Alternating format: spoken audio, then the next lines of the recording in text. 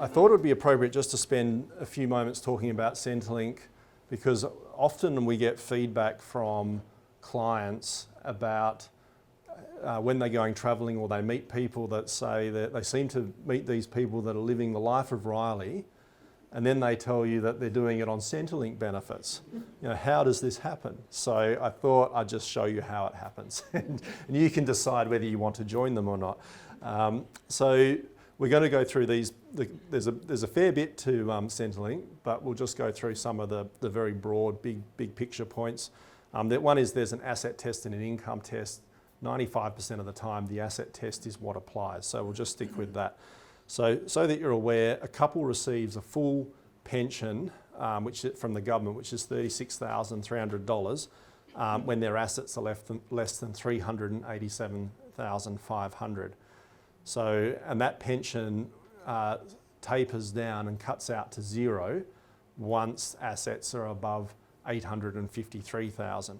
So that's for a couple. For a single, the full pension is a little over $24,000, and that applies when assets are less than $258,500. And then there is no pension once assets are above $567,250.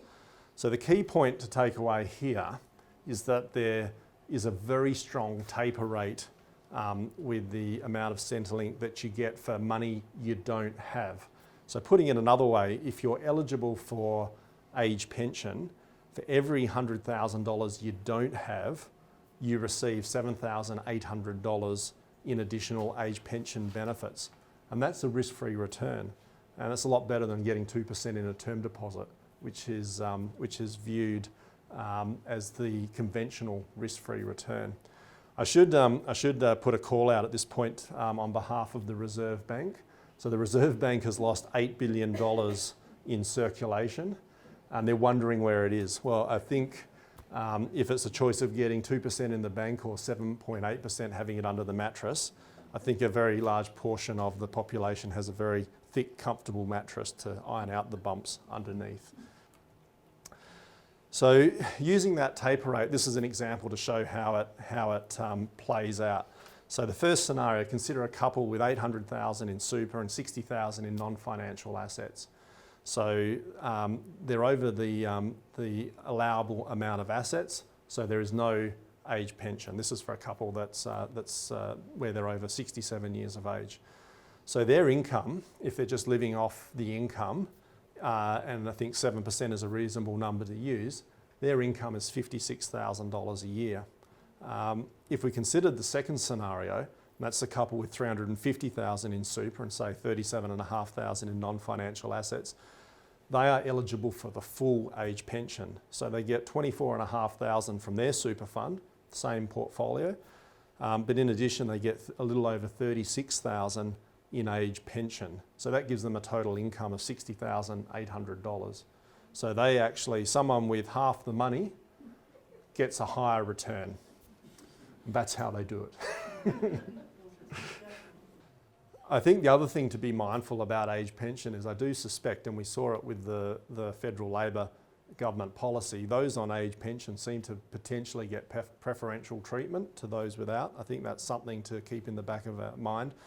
It's a reason why you sometimes hear people talking about splurging or spending or giving away their assets often in their 60s before they get to age pension age at age 67.